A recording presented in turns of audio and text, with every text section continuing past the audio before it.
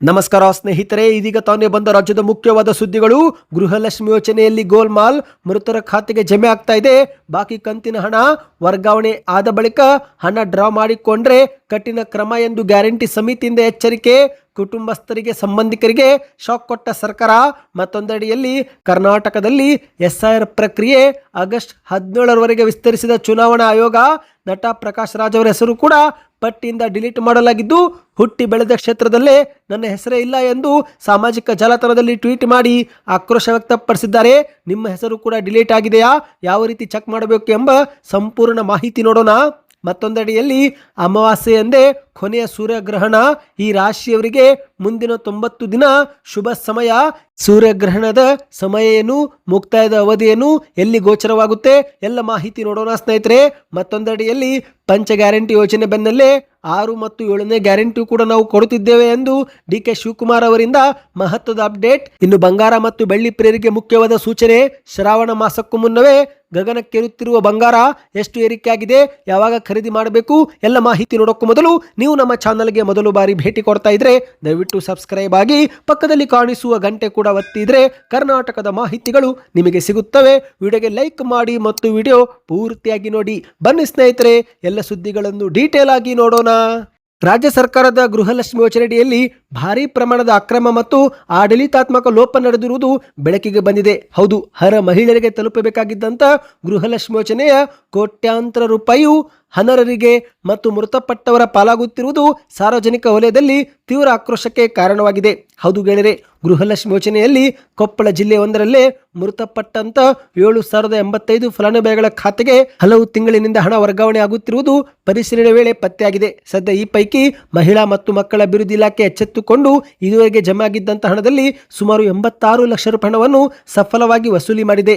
ಬಾಕಿ ಮೊತ್ತವು ಕೂಡ ಹಿಂಪಡೆದುಕೊಳ್ಳಲು ಬ್ಯಾಂಕ್ ಅಧಿಕಾರಿಗಳೊಂದಿಗೆ ಸಭೆ ಮಾಡಿ ಕ್ರಮ ತೆಗೆದುಕೊಳ್ಳಲಾಗುತ್ತಿದೆ ಎಂದು ಕೊಪ್ಪಳ ಜಿಲ್ಲೆ ಗ್ಯಾರಂಟಿ ಯೋಜನೆಗಳ ಅಧ್ಯಕ್ಷಕ ಶ್ರೀನಿವಾಸ್ ರೆಡ್ಡಿ ಅವರು ಮಾಹಿತಿ ಕೊಟ್ಟಿದ್ದಾರೆ. ಅಷ್ಟು ಮಾತ್ರವಲ್ಲ, ತನಿಖೆಯ ವೇಳೆ ಮೃತರ ಖಾತೆಗಳು ಮಾತ್ರವಲ್ಲದೆ ಸುಮಾರು 26,000ಕ್ಕೂ ಅಧಿಕ ನಕಲಿ ಹಾಗೂ ಬಹುವಿಧ ಬ್ಯಾಂಕ್ ಖಾತೆಗಳು ಸೃಷ್ಟಿಯಾಗಿರುವುದು ಪತ್ತೆಯಾಗಿದೆ. ಅಂದರೆ ಒಂದೇ ಆಧಾರ್ ಕಾರ್ಡ್ ಸಂಖ್ಯೆಗೆ ಹಲವು ಬ್ಯಾಂಕ್ ಖಾತೆಗಳು ಲಿಂಕ್ ಆಗಿರುವುದು, ಒಬ್ಬರ ಹೆಸರಲ್ಲಿ 3-4 ಅಕೌಂಟ್ಗಳು ಓಪನ್ ಆಗಿರುವುದು ತನಿಖೆ ವೇಳೆ ಗೊತ್ತಾಗಿದೆ. ಪ್ರಾಥಮಿಕ ಅಂದಾಜಿನ ಪ್ರಕಾರ 2 ರಿಂದ 3 ಕೋಟಿ ರೂಪಾಯಿಯಷ್ಟು ಹಣ ಗೋಲ್ಮಾಲ್ ನಡೆದಿದೆ ಎಂದು ಹೇಳಲಾಗಿದೆ. ಸದ್ಯ ಈ ಒಂದು ಪ್ರಕರಣವನ್ನು ಗಂಭೀರವಾಗಿ ಪರಿಗಣಿಸಿರುವ ರಾಜ್ಯ ಸರ್ಕಾರ ಈ ಎಲ್ಲ ನಕಲಿ ಖಾತೆಗಳನ್ನು ತಕ್ಷಣವೇ ಬ್ಲಾಕ್ ಮಾಡಿ ಈ ಒಂದು ಲೋಪ ಎಸಗಿರುವ ಅಧಿಕಾರಿಗಳ ವಿರುದ್ಧ ಕೂಡ ಕ್ರಮ ತೆಗೆದುಕೊಳ್ಳಲು ಮುಂದಾಗಿದೆ. ಅಂದಹಾಗೆ ಸ್ನೇಹಿತರೆ, ಮೃತಪಟ್ಟ ಫಲಾನುಭವಿಗಳ ಬ್ಯಾಂಕ್ ಖಾತೆಗೆ ಜಮಾ ಆಗಿದ್ದಂಥ ಹಣವನ್ನು ಡ್ರಾ ಮಾಡಿಕೊಂಡ್ರೆ ಇನ್ನು ಮುಂದೆ ಕಾನೂನು ಕ್ರಮ ಜರುಗಿಸುವುದಾಗಿ ಕೊಪ್ಪಳ ಜಿಲ್ಲೆ ಗ್ಯಾರಂಟಿ ಯೋಜನೆಗಳ ಅಧ್ಯಕ್ಷಕ ರೆಡ್ಡಿ ಶ್ರೀನಿವಾಸ್ ಅವರು ಕೂಡ ವಿಡಿಯೋ ಮಾಡಿ ಎಚ್ಚರಿಕೆ ಕೊಟ್ಟಿದ್ದಾರೆ. ಹೌದು, ಈ ರೀತಿಯಾಗಿ ಹಣ ಪಡೆದುಕೊಳ್ಳುತ್ತಿರುವವರನ್ನ ಪತ್ತೆ ಹಚ್ಚಲು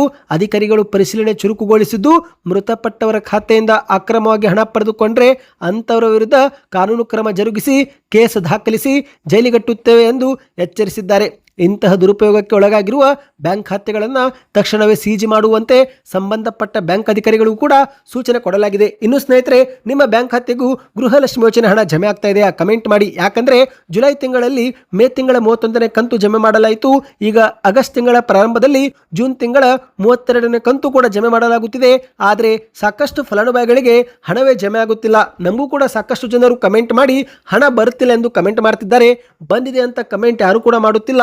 ಇನ್ನು ಸಾಮಾಜಿಕ ಜಾಲತಾಣದಲ್ಲಿ ಗೂಗಲ್ನಲ್ಲಿ ಈ ಒಂದು ಗೃಹಲಕ್ಷ್ಮಿ ಯೋಜನೆ ಬಗ್ಗೆ ಚೆಕ್ ಮಾಡಿದ್ರೆ 32ನೇ ಕಂತಿನವರೆಗೆ ಹಣ ಬಿಡುಗಡೆ ಆಗಿದೆ ಎಂದು ತೋರಿಸಲಾಗುತ್ತಿದೆ. ನೀವು ಸ್ಕ್ರೀನ್ ಮೇಲೆ ಸ್ಕ್ರೀನ್ ಶಾಟ್ ಕೂಡ ನೋಡ್ತಿರಬಹುದು ಸ್ನೇಹಿತರೆ. 2,443 ಕೋಟಿ ರೂಪಾಯಿ 32ನೇ ಕಂತು ಬಿಡುಗಡೆ ಆಗಿದೆ ಎಂದು ವರದಿಯಾಗಿದೆ. ಆದರೆ ಫಲಾನುಭವಿಗಳಿಗೆ ಜಮೆ ಆಗದಿರುವುದು ದೊಡ್ಡ ಪ್ರಶ್ನೆಯಾಗಿ ಉಳಿದಿದೆ. ನಿಮಗೆ ಹಣ ಜಮೆ ಆಗ್ತಾ ಇದೆಯೋ, ಜಮೆ ಆಗುತ್ತಿಲ್ವೋ? ದಯವಿಟ್ಟು ಕಮೆಂಟ್ ಮಾಡಿ ತಿಳಿಸಿ. ಬನ್ನಿ ಗೆಳೆಯರೆ, 2ನೇ ಮಾಹಿತಿಗೆ ಹೋಗೋಣ. ರಾಜ್ಯಾದ್ಯಂತ ನಡೆಯುತ್ತಿರುವ ಎಸ್ಆರ್ ಪ್ರಕ್ರಿಯೆ ಇದೀಗ ಅಂತಿಮ ಹಂತಕ್ಕೆ ತಲುಪಿದ್ದು, ಆದರೆ ಇದೇ ನಡುವೆ ಶಾಕ್ ಎನ್ನುವಂತೆ ರಾಜಧಾನಿ ಬೆಂಗಳೂರು ಒಂದರಲ್ಲೇ ಭಾರಿ ಸಂಖ್ಯೆಯಿಂದ ಮತದಾರರ ಹೆಸರು ಡಿಲೀಟ್ ಆಗುವ ಸಾಧ್ಯತೆ ಕಂಡುಬಂದಿದೆ.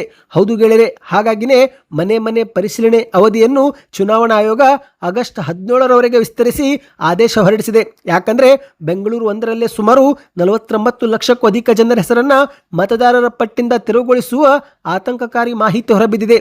ಗ್ರೇಟರ್ ಬೆಂಗಳೂರು ವ್ಯಾಪ್ತಿಯೊಂದರಲ್ಲೇ ಪ್ರಸ್ತುತ 1,30,30,00,000ಕ್ಕೂ ಅಧಿಕ ಮತದಾರರಿದ್ದು, ಇವರಲ್ಲಿ ಮೃತಪಟ್ಟವರು, ಬೇರೆ ಕಡೆಗೆ ವಾಸಸ್ಥಳ ಬದಲಾಯಿಸಿಕೊಂಡವರು ಅಥವಾ ಎಸ್ಆರ್ ಪ್ರಕ್ರಿಯೆಯಲ್ಲಿ ಪಾಲ್ಗೊಳ್ಳದೆ ಗೈರಾದವರು ಹೀಗೆ ಸುಮಾರು 49 ಲಕ್ಷಕ್ಕೂ ಅಧಿಕ ಜನರು ಹೊರಗುಳಿದಿದ್ದಾರೆ. ಇಷ್ಟೊಂದು ಬೃಹತ್ ಪ್ರಮಾಣದಲ್ಲಿ ಹೆಸರುಗಳು ಕಡಿತಗೊಳ್ಳುವ ಸಾಧ್ಯತೆ ಇರುವುದರಿಂದ ಚುನಾವಣಾ ಆಯೋಗ ಅತ್ಯಂತ ಗಂಭೀರವಾಗಿ ಪರಿಗಣಿಸಿ ಈ ಒಂದು ಮನೆ ಮನೆ ಭೇಟಿ ನೀಡಿ ಪರಿಶೀಲನೆ ಮಾಡುವ ಅವಧಿಯನ್ನು ಆಗಸ್ಟ್ 17ರವರೆಗೆ ವಿಸ್ತರಿಸಿದೆ. ಹೌದು, ಯಾರೂ ಕೂಡ ತಮ್ಮ ಮತದಾನದ ಹಕ್ಕನ್ನು ಕಳೆದುಕೊಳ್ಳಬಾರದು ಎಂಬ ಉದ್ದೇಶದಿಂದ ಚುನಾವಣಾ ಆಯೋಗ ಈಗ ತೀವ್ರ ಮುನ್ನೆಚ್ಚರಿಕೆ ಕ್ರಮವಾಗಿ ಈ ಒಂದು ಅವಧಿಯನ್ನು ವಿಸ್ತರಣೆ ಮಾಡಿದೆ. ಅಷ್ಟು ಮಾತ್ರವಲ್ಲ ಸ್ನೇಹಿತರೆ, ಈಗಾಗಲೇ ADSSO ಎಂಬ ಪಟ್ಟಿಯು ಕೂಡ ಬಿಡುಗಡೆ ಮಾಡಲಾಗಿದೆ.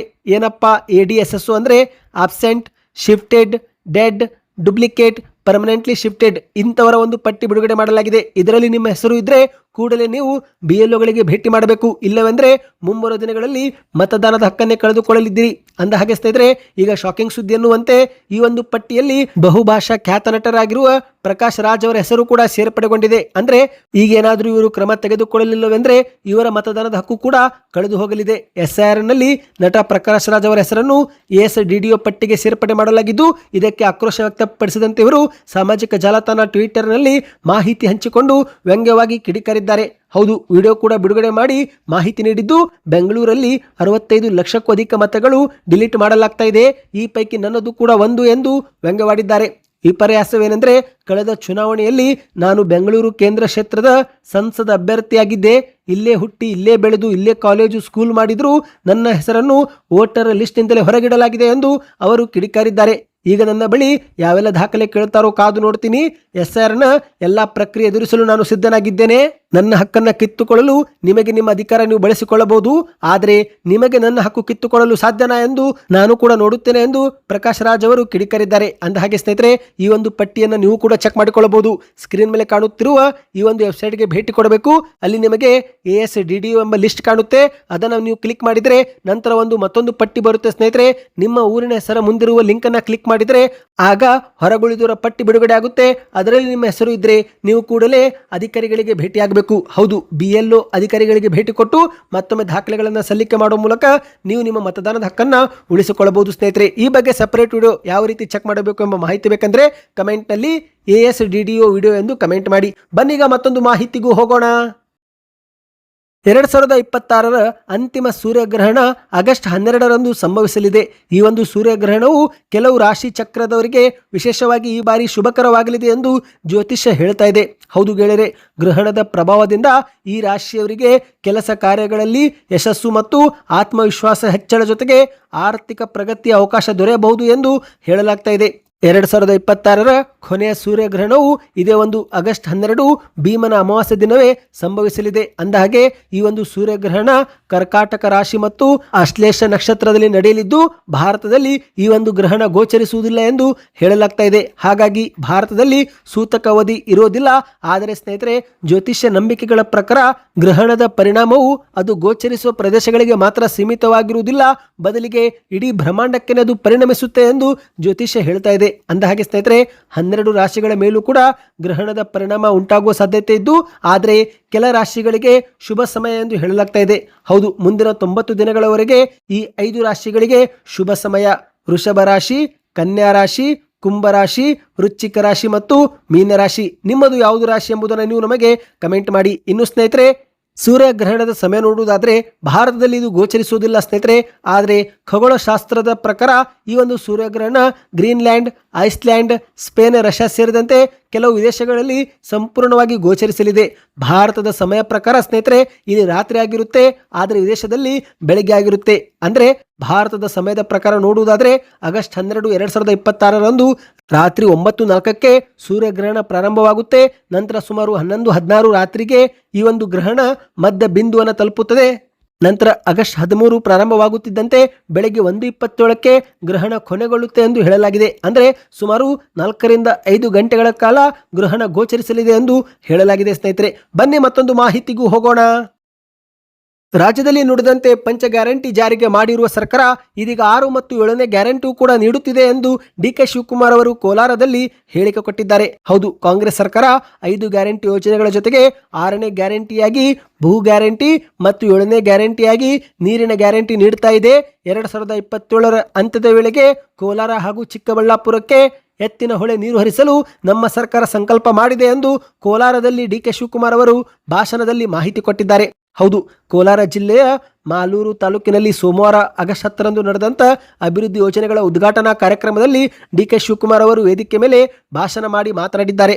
ಎತ್ತಿನ ಹೊಳೆ ಯೋಜನೆ ಸಾಧ್ಯವೇ ಇಲ್ಲ ಎಂದು ಜೆಡಿಎಸ್ನವರು ಲೇವಡಿ ಮಾಡ್ತಾರೆ.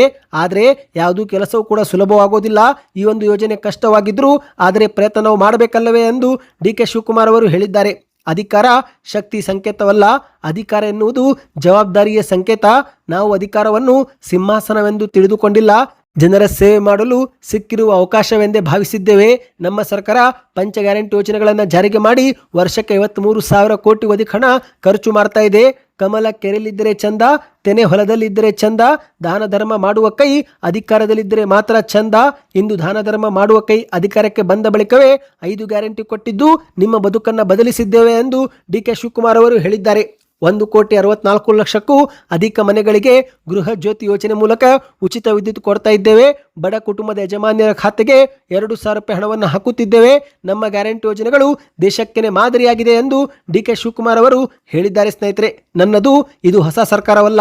ಸಿದ್ದರಾಮಯ್ಯ ನೇತೃತ್ವದಲ್ಲಿ 3 ವರ್ಷ ನಡೆದ ಸರ್ಕಾರದ ಮುಂದುವರೆದ ಭಾಗವಷ್ಟೇ. ರಾಜ್ಯದಲ್ಲಿ SR ಪ್ರಕ್ರಿಯೆ ನಡೀತಾ ಇದೆ. ನೀವು ನಿಮ್ಮ ಮತ ಉಳಿಸಿಕೊಳ್ಳದಿದ್ದರೆ ಮುಂದೆ ಅನೇಕ ಯೋಜನೆಗಳಿಂದಲೇ ವಂಚಿತರಾಗುತ್ತೀರಿ.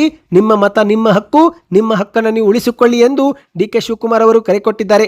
ಇದೀಗ ರಾಜ್ಯ ಸರ್ಕಾರದಿಂದ ಉಚಿತವಾಗಿ ಜಾತಿ ಪ್ರಮಾಣ ಪತ್ರ ಮತ್ತು ವಾಸಸ್ಥಳ ದೃಢೀಕರಣ ಪತ್ರ ನೀಡಲು ಕೂಡ ನಮ್ಮ ಸರ್ಕಾರ ಮುಂದಾಗಿದೆ ಎಂದು ಡಿಕೆ ಶಿವಕುಮಾರ್ ಅವರು ಹೇಳಿದ್ದಾರೆ. ಬನ್ನೀಗ ಕೊನೆಯ ಮಾಹಿತಿಗೆ ಹೋಗೋಣ.